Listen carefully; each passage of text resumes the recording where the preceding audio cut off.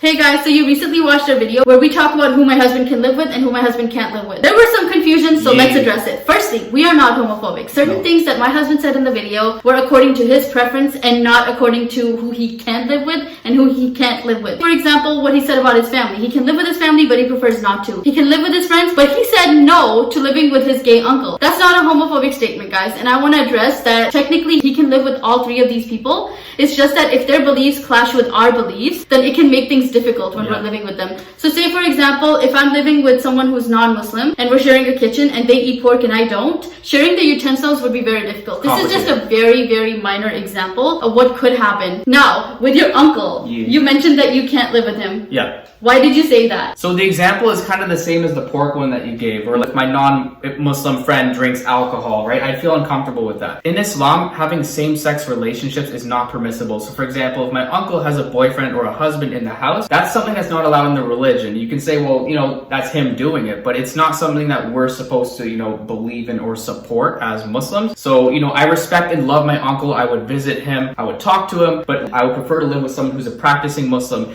eats the same diet as me, charitable, prayers, everything that aligns with what the Muslim lifestyle is. That's who I prefer to live with. It's not anything about being homophobic because I still love and respect him just as I did before I converted to Islam. So it would be the same for your uncle, right? Like, it would make his life more difficult living with you as well. For sure. Because of the clashing beliefs. Yeah, and I would respect the fact that he may not want to live with me either, but we can still love each other despite our differences in terms of certain beliefs. So now we have a question for you guys. Do you have a certain preference for who you'd want to live with? Why or why not? Let us know down below.